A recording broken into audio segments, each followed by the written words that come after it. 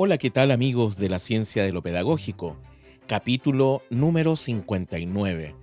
Hoy tendremos un gran invitado y es un tema bastante interesante, así que más que hablarles y hablarles, vamos con la conversación que tuvimos, que realmente es una gran sorpresa, así que vamos con la intro.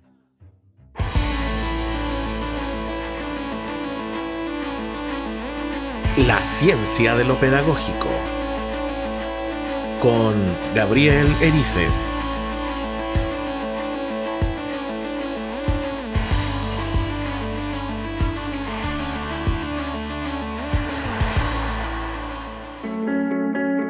Hola queridos amigos de la ciencia de lo pedagógico, un nuevo capítulo el día de hoy y un gran invitado.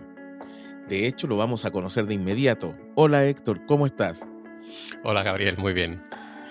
Cuéntanos quién eres y qué haces. Bueno, eso es una pregunta complicada. Me llamo Héctor Ruiz Martín, soy el director de la International Science Teaching Foundation, que es una organización donde nos dedicamos a promover las buenas prácticas en la enseñanza, especialmente de las ciencias y de las matemáticas, pero Mm, entendiendo las buenas prácticas como aquellas que están basadas en la evidencia científica, en la investigación científica sobre cómo aprenden las personas, tanto a un nivel específico de la didáctica de las ciencias, la didáctica de las matemáticas, como a un nivel más general, que es el que me toca a mí más en mi área de conocimiento, que es a nivel de la psicología cognitiva del aprendizaje.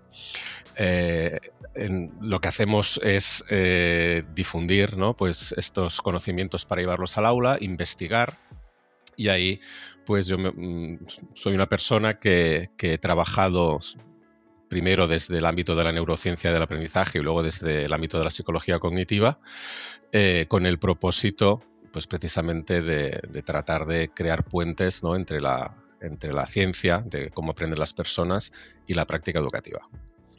súper interesante, ¿eh? Es como, a ver, porque uno cuando entiende esto de la neurociencia, que lleva, a ver, como nombre a lo mejor lleva muchos años, pero como disciplina conocida, en donde han tenido muchos avances hace muy poco, ¿ah?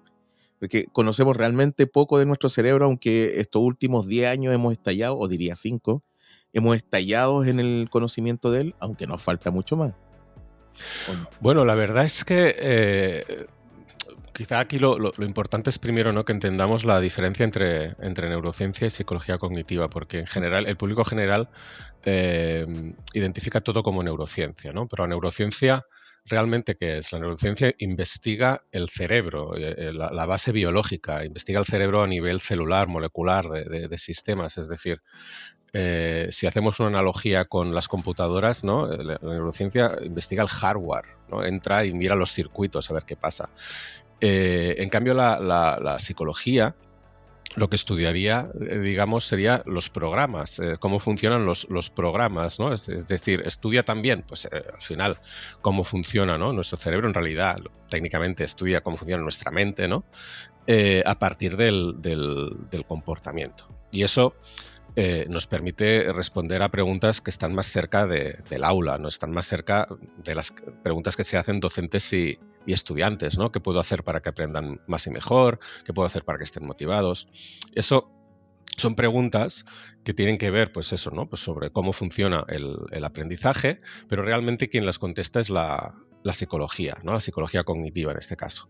Y la neurociencia es una ciencia que es apasionante. Yo he tenido la suerte, pues, de estudiar tanto yo de hecho soy biólogo y empecé a través de la neurobiología del aprendizaje y la memoria a entrar en este campo, pero luego me di cuenta que como mi interés realmente era responder a las preguntas que nos hacemos en clase, pues di el salto hacia la psicología cognitiva, que ambas se complementan, evidentemente. Pero cuando los docentes nos preguntamos, ¿no?, sobre, en el fondo, ¿no?, sobre, bueno, el cerebro, ¿no?, cómo funciona, qué debo hacer para que lo que esté haciendo esté en línea en la manera en que aprende el cerebro, en realidad las preguntas que nos hacemos, quien las responde inmediatamente es la psicología, que es la que lleva la investigación incluso a las aulas, ¿no? Entonces, a partir de ahí, decirte que tanto una como la otra, neurociencia y psicología, se han ido desarrollando a lo largo de hace más de un siglo. De hecho, la década de oro de la neurociencia en realidad se considera que es al final del siglo XIX. Cajal, etcétera. Evidentemente, son ciencias que fueron progresando. La psicología cognitiva como tal nace en los años 50-60 del siglo pasado, y son las últimas 2-3 décadas en que realmente pues hay unos avances enormes en el caso de la neurociencia, pues impulsados por cuestiones tecnológicas, ¿no? El uso de herramientas de neuroimagen, ¿no? Que nos permiten ver pues qué está pasando, ¿no? qué regiones del cerebro se están activando por encima de lo habitual en vivo. Pero yo creo que es un poco como todo el desarrollo tecnológico y científico humano, ¿no? que va siguiendo lo que podría aproximarse a un crecimiento exponencial, ¿no? Cuanto más avanzamos, más rápido vamos. Wow, interesante, ¿eh? Porque, bueno, igual he escuchado a varios neurocientistas este último tiempo, aunque no lo creas, me he metido harto en este tema, y hay algunos aspectos que son interesantes, porque, como dices, ahora voy entendiendo mejor cómo está esto. A ver, este asunto del hardware, software, finalmente, eh, porque hay aspectos, por ejemplo, que me llaman mucho la atención y no sé cómo interconectarlo entre la psicología cognitiva y la neurociencia. Por ejemplo, la memoria es súper importante, ¿cierto? En este proceso de aprendizaje, ¿o no? Bueno, es que la memoria es lo que nos permite aprender. Ya, Tenemos también una concepción cotidiana de la memoria que no se corresponde con lo que realmente es la memoria. De manera cotidiana, claro, usamos expresiones como aprender de memoria, memorizar, para referirnos a un tipo de aprendizaje, ¿no? Sin comprensión, ¿no? Un aprendizaje como si la memoria fuera un almacén donde vamos guardando datos y luego, si los necesitamos, vamos a buscarlos, ¿no?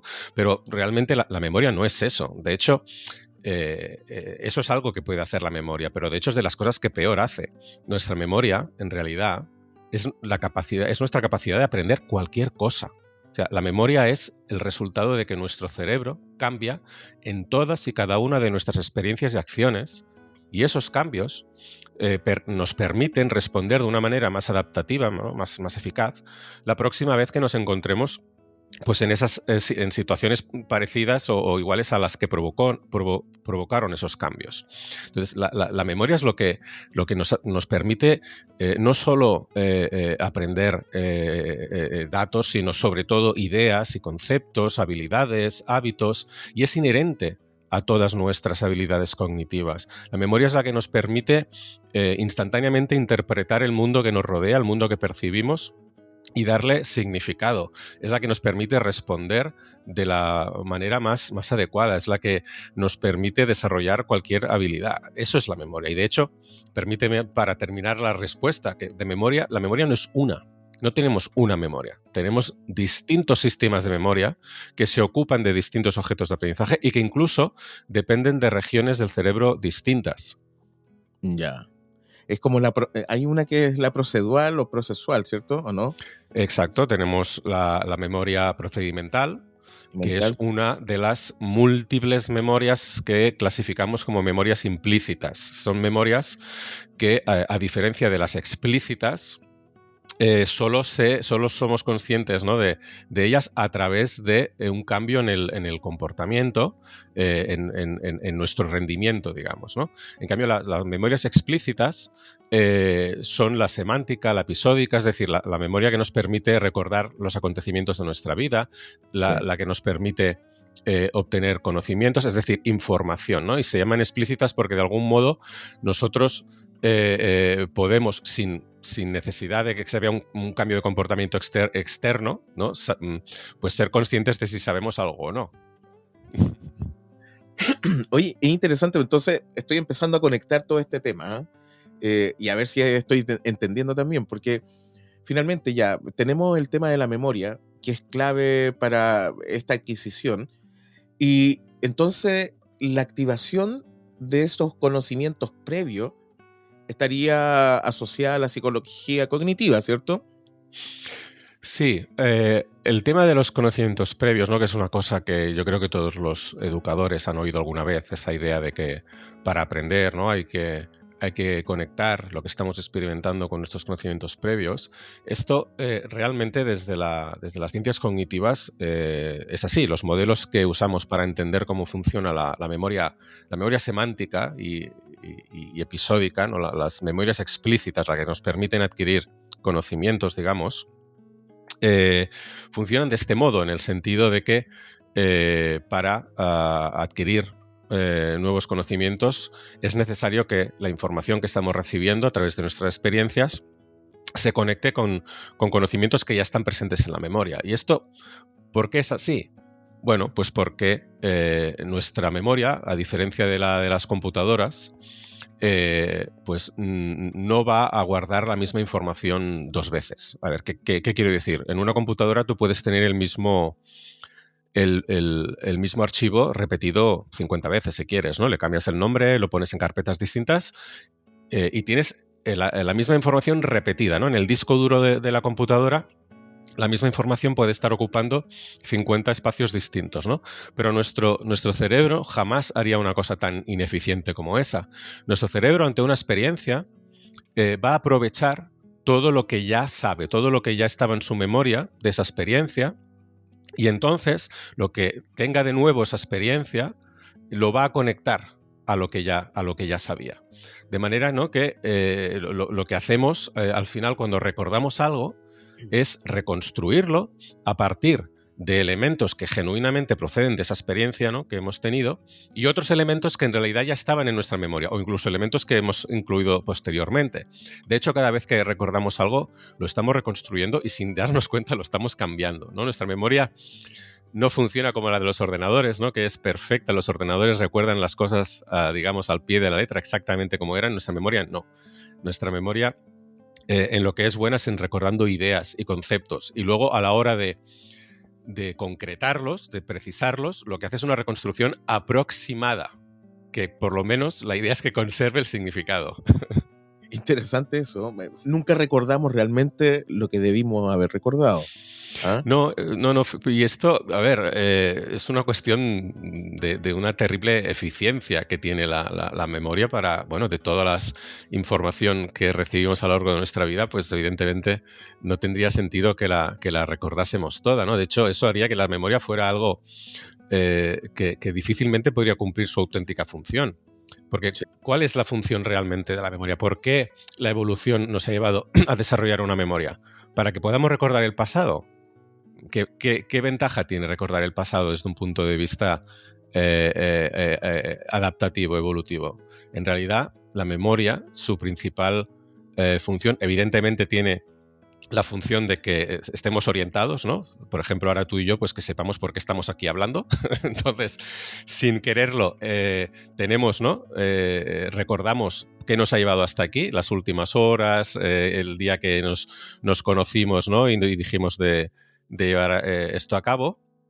Tenemos esos elementos que nos permiten no desorientarnos, pero la función más importante de la memoria no es poder recordar el pasado, y menos con precisión, es poder predecir el futuro, es poder estar preparados ante nuevas situaciones que puedan afectar a nuestros propósitos, y entre ellos nuestra supervivencia, ¿no? De manera que la memoria en realidad es un sistema que, digamos, se ha ido desarrollando a lo largo de la evolución para permitirnos imaginar. Porque imaginar es lo que necesitamos para poder predecir el futuro, ¿no? Lo que puede pasar, lo que puede significar encontrarte con un estímulo determinado, ¿no?, que ya te encontraste en el pasado y con el que tuviste una experiencia. Entonces, para hacer esa función no necesitamos recordar las cosas exactamente como fueran. De hecho, es mejor que no las recordemos exactamente como eran, porque si no sería muy difícil que pudiéramos transferir ese conocimiento a una nueva situación que nunca va a ser exactamente igual. Es decir, el olvidar nos permite abstraer, nos permite quedarnos realmente, ¿no?, con el significado de lo que es un objeto, lo que puede hacer, el significado de nuestras experiencias en general. Y por lo tanto, entender qué es lo que tenemos delante, ¿no? Ahora mismo, y poder responder ante ello, ¿no? Es un poco la idea, ¿no? De que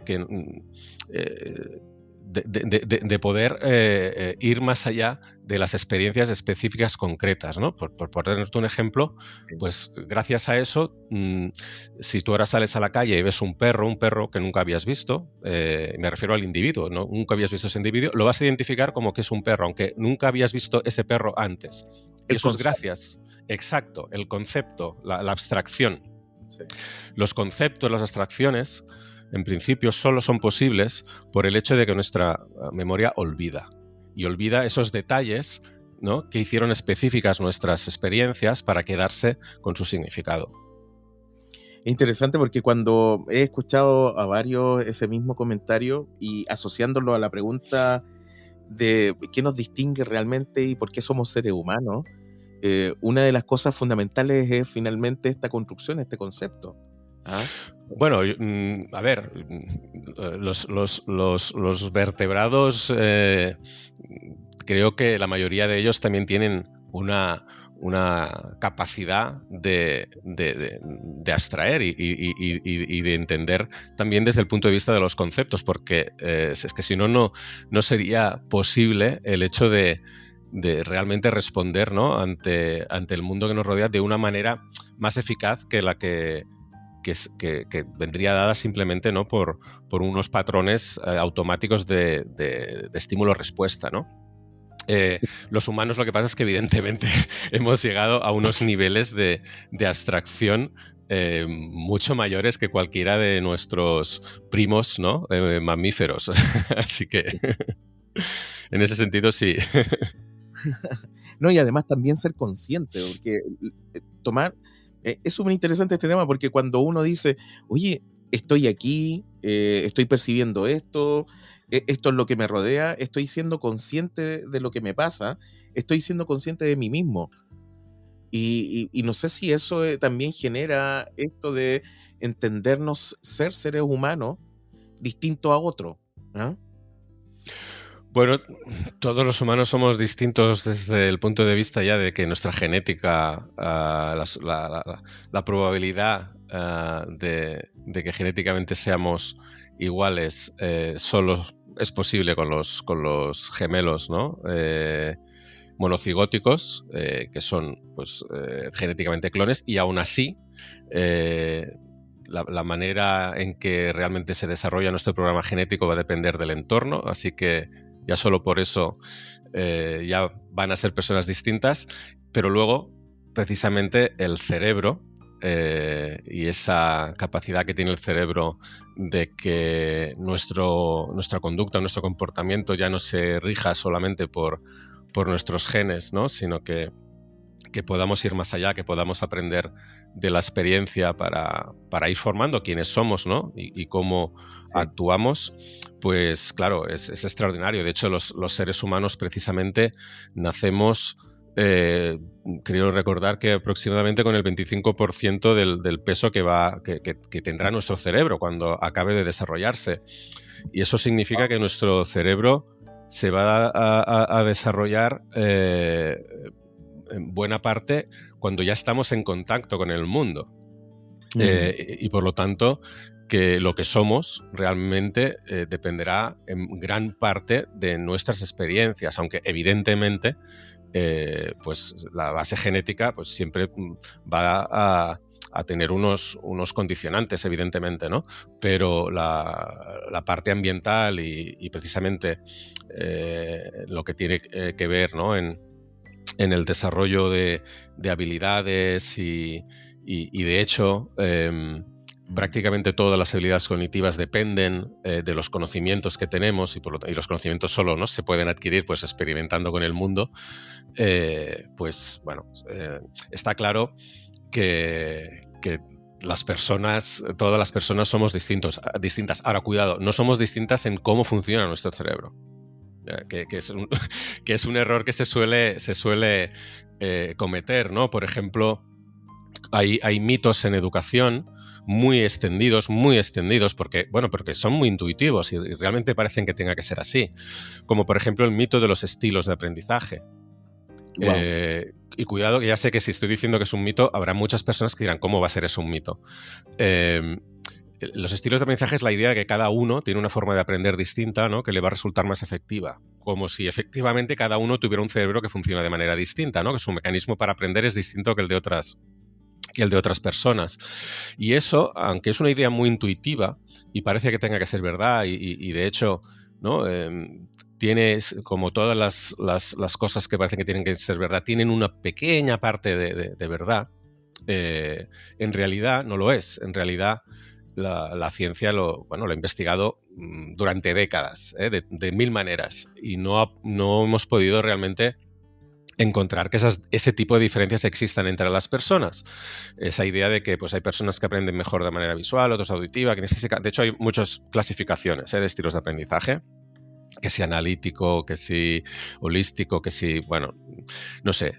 Todas esas clasificaciones se han puesto a prueba, ¿no? Y no, ese tipo de diferencias, acabo de decir, hay muchas diferencias entre las personas, evidentemente, pero no en la manera en que funciona nuestro cerebro, ¿no? Y esas diferencias precisamente las hemos puesto a prueba y no nos han arrojado realmente las supuestas ventajas que pueden tener para unos o para otros. ¿Por qué? Pues porque el cerebro de todas las personas tiene los mismos mecanismos para aprender, igual que tiene los mismos mecanismos para ver.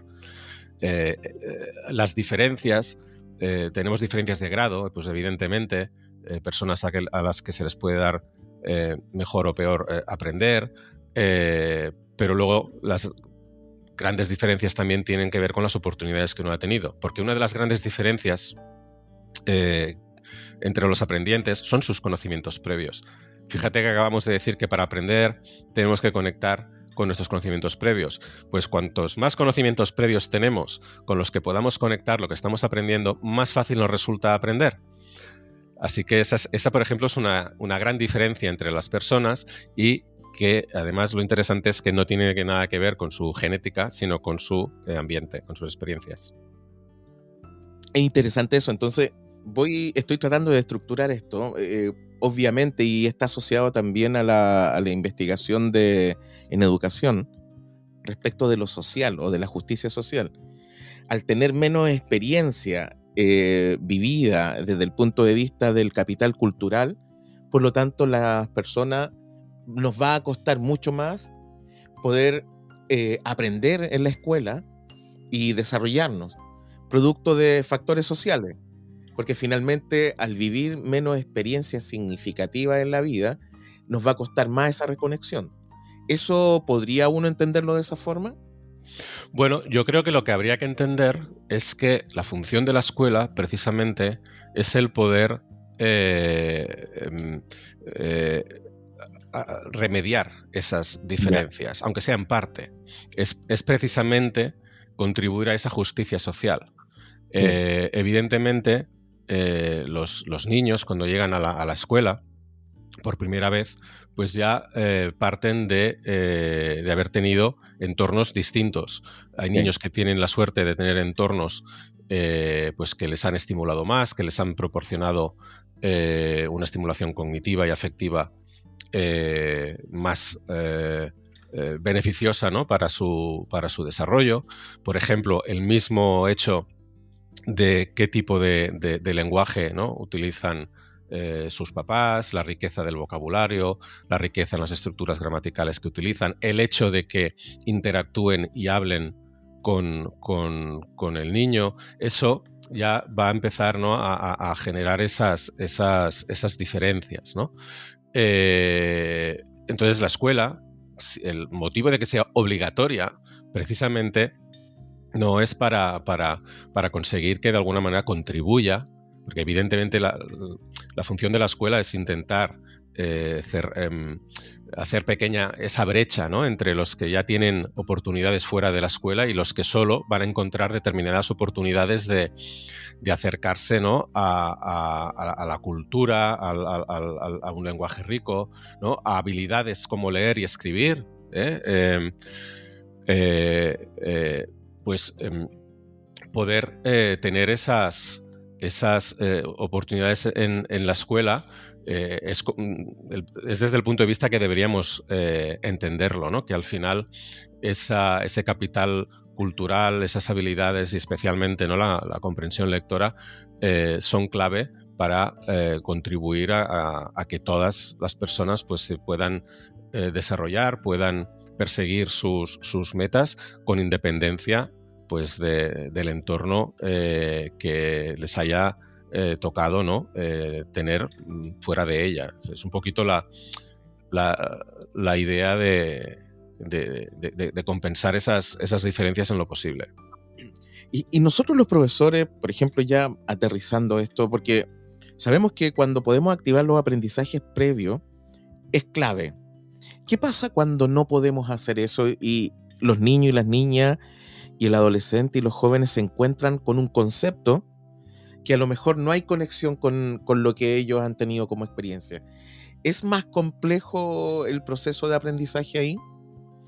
Bueno, lo que pasa es que acostumbramos a creer que eso es más habitual de lo que realmente es, en el sentido de que si una cosa interesante tienen las didácticas, didáctica de la ciencia, didáctica de las matemáticas, es que precisamente han dado con el tipo de ejemplos de contextos concretos desde los que se puede partir para empezar a desarrollar unos conceptos o unos procedimientos, ¿no?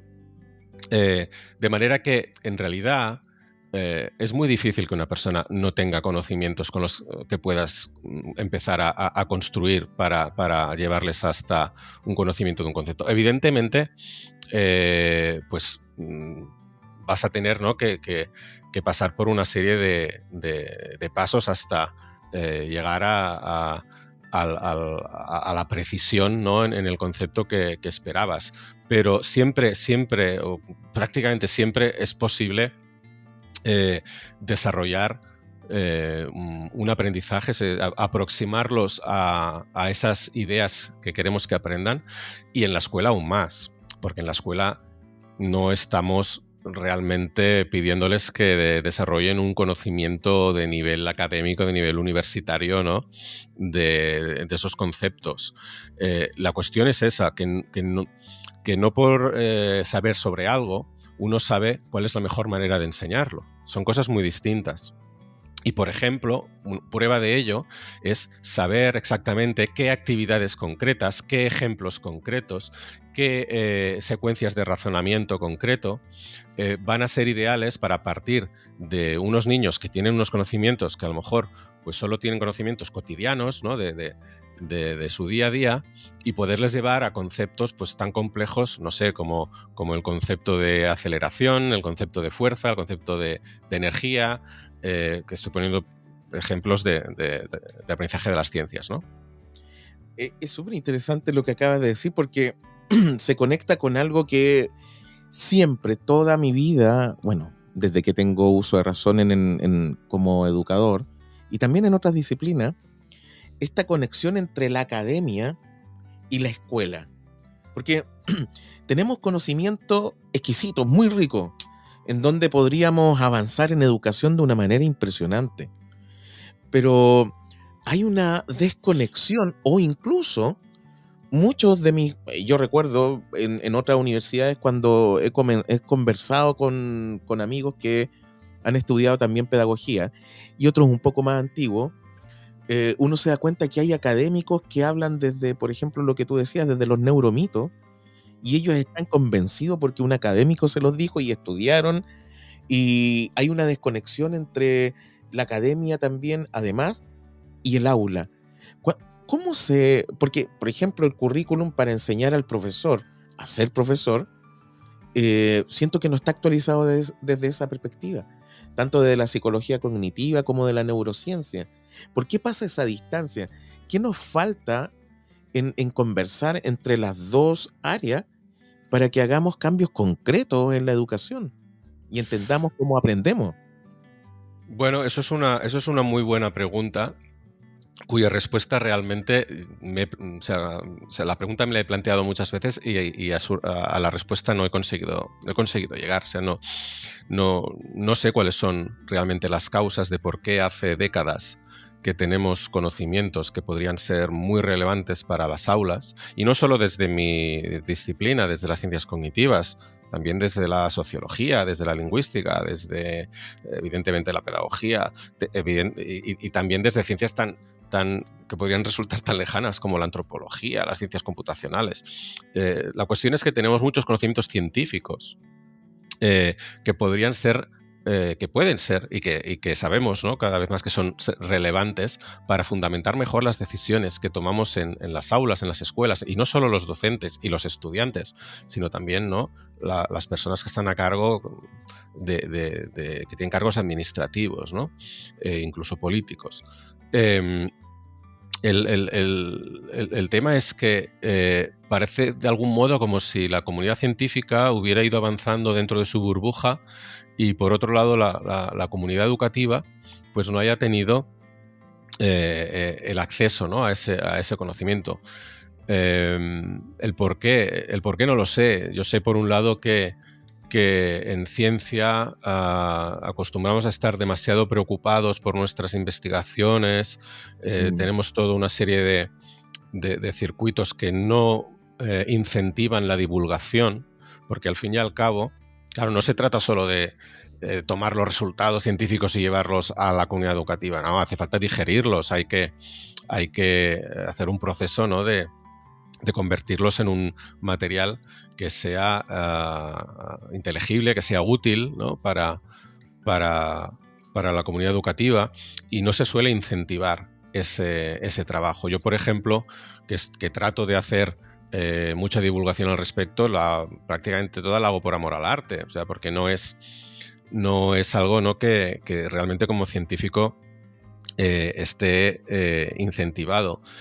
Y la lástima es que eso pues, nos ha llevado a que precisamente se hayan inmiscuido ideas pseudocientíficas o que muchas veces proceden de malinterpretación de la ciencia, a veces simplemente pues, porque son ideas que parecen intuitivas y se les da una capa de ciencia, ¿no?, para que parezcan que vienen avaladas pues, por la neurociencia la neurociencia se usa mucho. Se la invoca mucho porque como tiene mucho interés y el público general le da mucha credibilidad, muchas veces se invoca como pues eso, ¿no?, como que está avalando ideas que probablemente no está avalando o son obviedades, ¿no?, que no tiene ningún sentido apelar a la neurociencia para ello, ¿no? Y bueno, ¿y qué pasa? Pues que como no tenemos, así como por hacer una analogía, evidentemente con sus diferencias y sus distancias, pero como no tenemos un sistema como en medicina, donde ¿no?, la investigación médica se canaliza hacia los practicantes de la medicina, ¿no?, hacia los médicos que están ahí con los pacientes, incluso hay médicos que hacen las dos cosas, ¿no? No tenemos esos sistemas de actualización, porque de hecho no tenemos una cultura, por lo menos todavía, de fundamentar la educación en conocimiento científico. Pues bueno, yo creo que nos falta... creo que lo interesante y lo esperanzador es que nos estamos dando cuenta del valor que tendría, ¿no?, usar también la información científica para tomar mejores decisiones, digo también, o sea, como una herramienta más, y creo que no cualquiera, sino una realmente muy valiosa para la educación. Y creo que nos estamos dando cuenta de que hace falta, ¿no?, que demos ese paso, y quizás estemos siendo testigos ahora mismo de el paso, ¿no?, de una educación que se ha valido principalmente de la tradición, de la experiencia personal, a una etcétera, ¿no?, a una educación, la práctica, una práctica educativa que se vaya a alimentar también y se vaya a fundamentar en el conocimiento científico de las distintas áreas, ¿no?, que pueden ayudar. Es que realmente una de las cosas, y comparto absolutamente lo que acaba de decir, esta desconexión con la ciencia.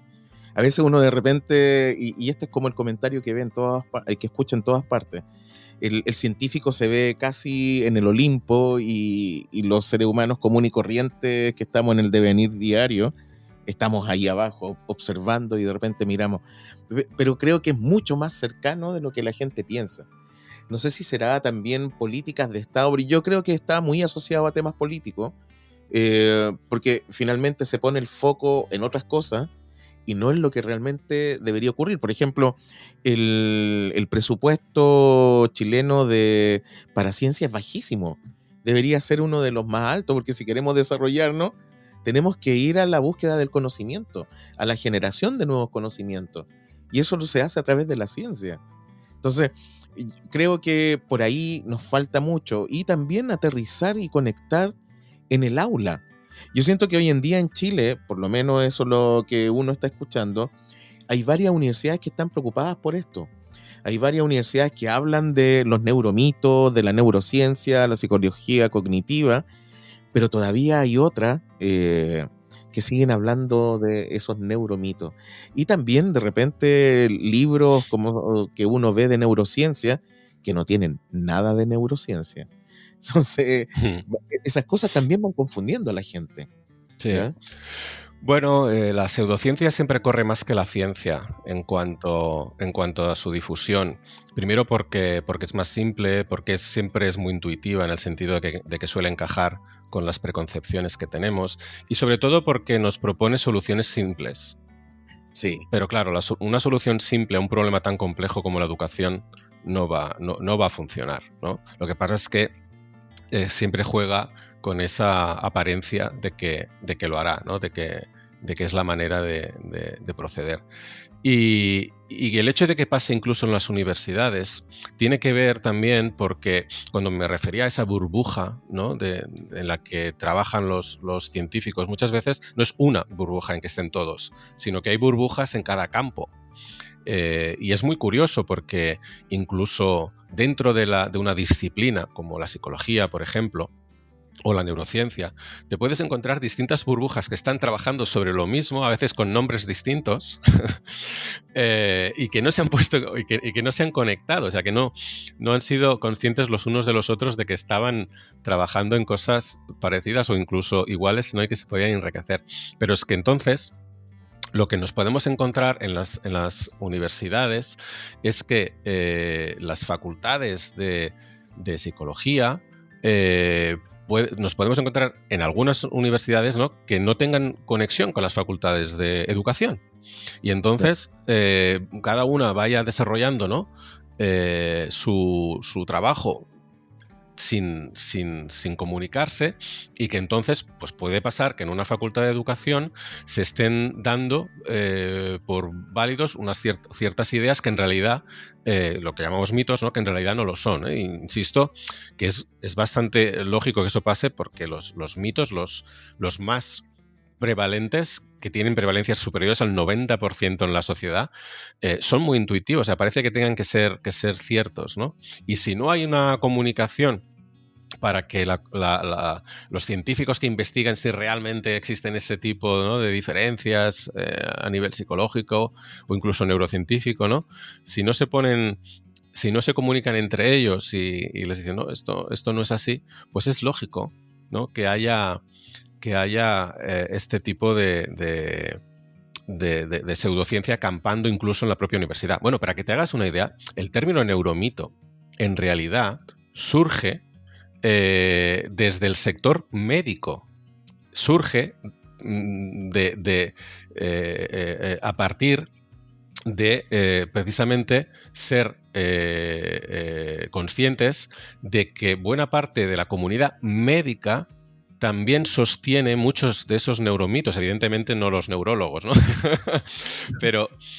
pero digamos que incluso, ¿no? una comunidad científica como la médica, que incluso entre diferentes, ¿no? De sus subdisciplinas, pues haya esa falta de comunicación, bueno, pues sucede.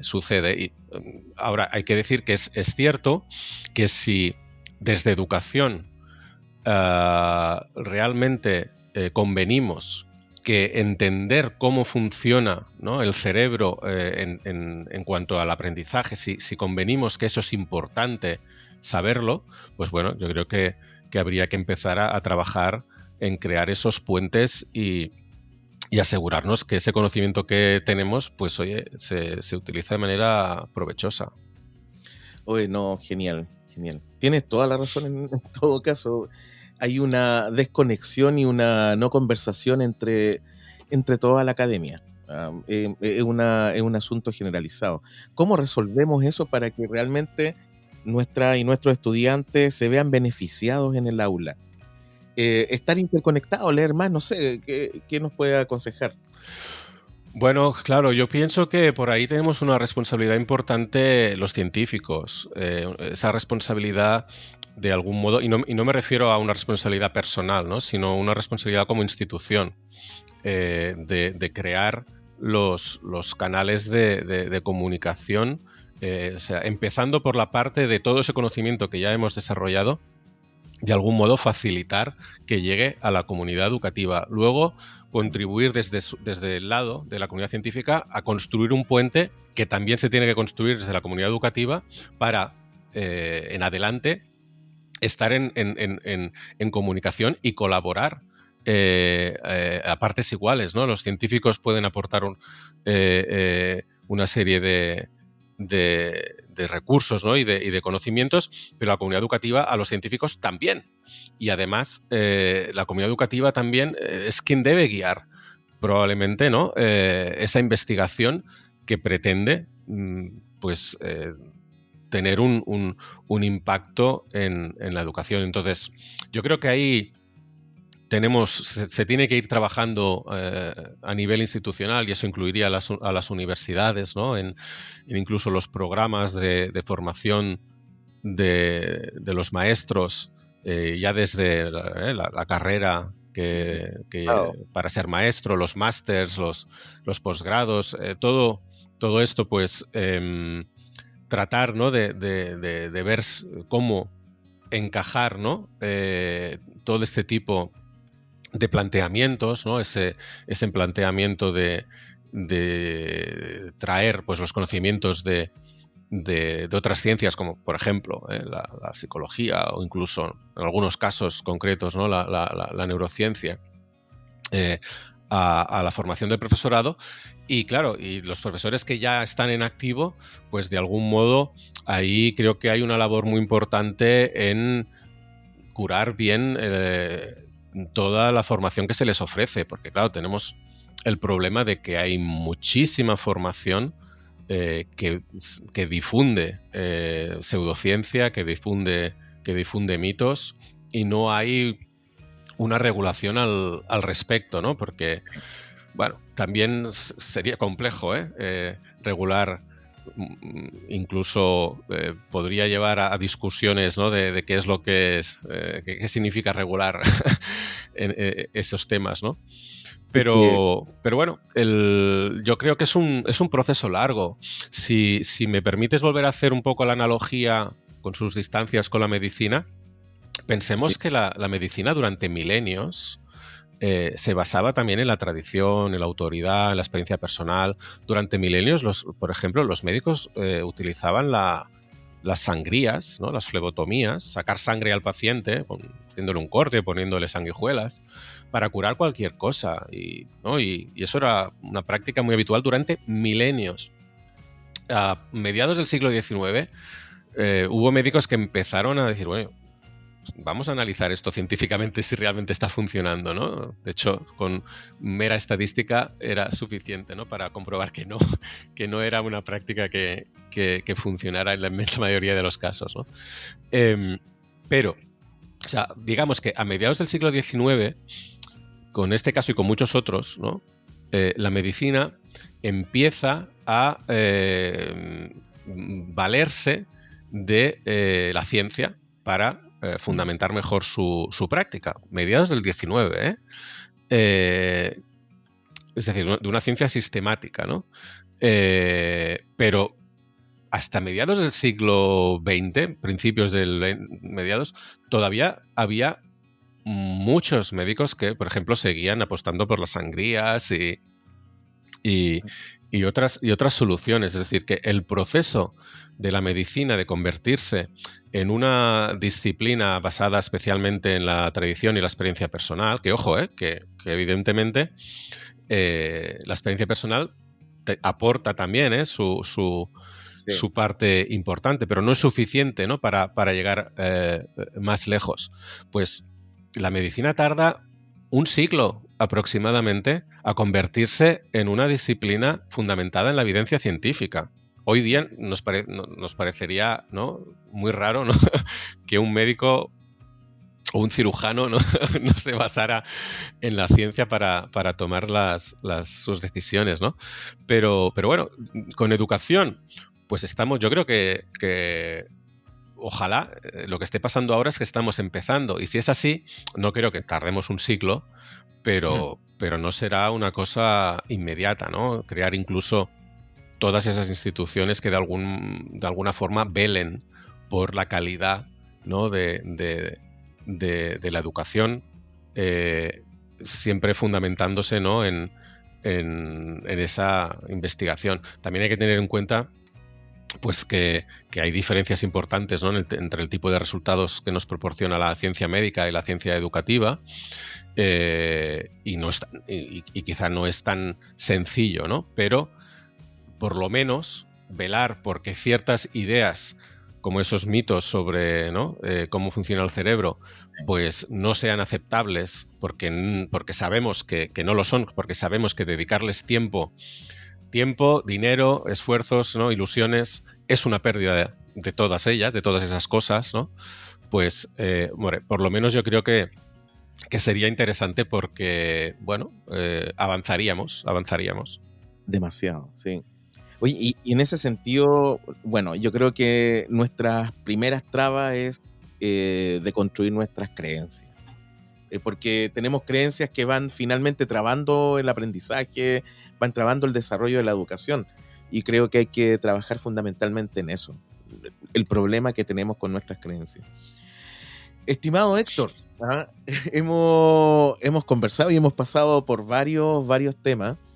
Lo más probable es que en algún otro momento también te quiera invitar a la ciencia de lo pedagógico a conversar de variados temas, porque me llama la atención no solamente los procesos de aprendizaje, el cómo aprendemos, sino también ciertos elementos que están asociados a la escuela, que es la conducta también, que ha generado muchos conflictos este último año en Chile, sobre todo asociado a la violencia.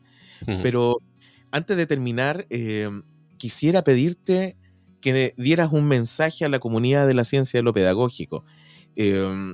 Todos somos profesores, la mayoría, yo creo casi el 98% de los que escuchamos este podcast, o de los que escuchan este podcast, son profesores y profesoras. Te invito a que por favor les des un mensaje antes de despedirnos.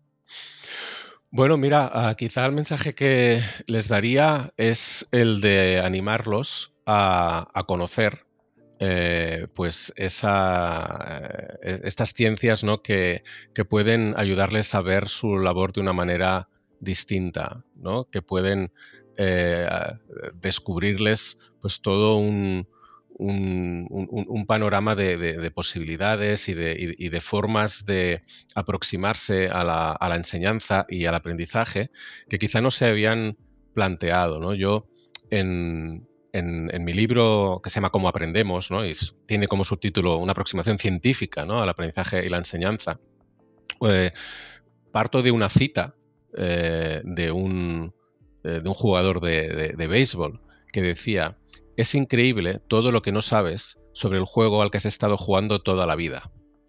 Y precisamente uso esa cita porque cuando yo precisamente empecé a estudiar, ya hace bastantes años, la neurociencia del aprendizaje, y sobre todo cuando empecé a estudiar la psicología cognitiva del aprendizaje, tuve esa sensación. ¿Cómo es posible que no supiera todo esto después de todos estos años como estudiante y como profesor?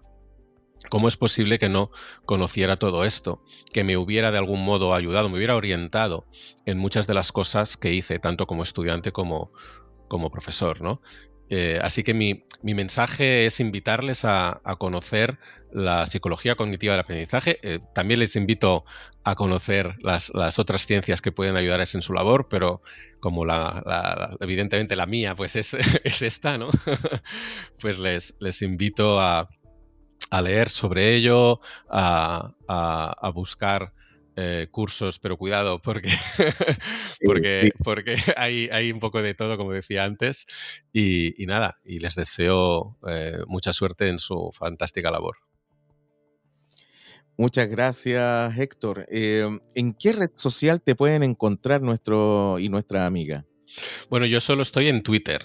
Ya. Y precisamente estoy ahí como parte de ese esfuerzo que trato de hacer por divulgar con todo el rigor que puedo, pues conocimiento científico que pueda ser útil para los profesores y profesoras.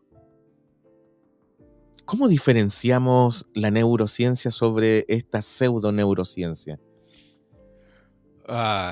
Es que, claro, ¿cómo lo puedes diferenciar? Pues con conocimiento. Genial.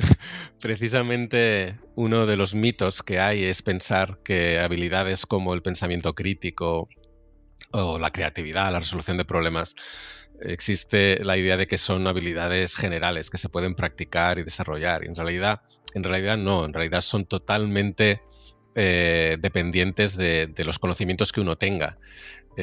Yo tengo la capacidad de ser muy crítico con información neurocientífica o de psicología porque tengo muchos conocimientos, pero os aseguro que cuando voy al mecánico a llevar mi auto y el mecánico me dice lo que tiene y lo que me va a costar, no tengo absolutamente ninguna capacidad de saber si realmente está en lo cierto o no. Lo único que puedo hacer que es pedirle a otra persona que sí que sé que tiene esos conocimientos para que lo valore él, ¿no? Otro mecánico, por ejemplo. Así que lo que podemos hacer es intentar, por eso hablaba, ¿no?, de la importancia de que haya instituciones que nos puedan guiar, orientar, indicarnos dónde está la información adecuada. Así que es complicado, creo que nos faltan, ¿no?, esos referentes. Y que sería muy muy útil, ¿no?, tenerlos para eso, Sí, ¿no?, para no acabar en un curso de formación o leyendo un libro que en realidad dice ser ciencia, pero no lo es. es pseudociencia. Bueno, Héctor Ruiz, un gran abrazo y realmente te agradezco y te agradecemos también por haber estado con nosotros. Muchas gracias. Muchas gracias, un placer. Se los dije en la introducción, un gran invitado. Así que espero les haya gustado. Pronto dejaremos ahí en la descripción las redes sociales de Héctor Ruiz Martín. Realmente hoy día hemos aprendido demasiado. Así que ustedes ya saben, compartan este capítulo. Vamos compartiendo para ir creciendo mucho más nuestra red de la ciencia y lo pedagógico. Y obviamente seguir dialogando y conversando con personas que realmente aportan al quehacer de la pedagogía. Necesitamos mejorar, necesitamos entender, conectarnos y reconectarnos con la academia y la academia con nosotros. Necesitamos de expertos que nos ayuden y nosotros también para poder implementar los cambios y los aprendizajes en el aula. Así que espero que haya sido un gran capítulo, espero les haya gustado y obviamente nos vemos próximamente en un nuevo capítulo de La ciencia de lo pedagógico.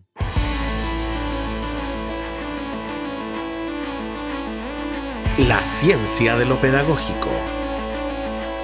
Con Gabriel Erices.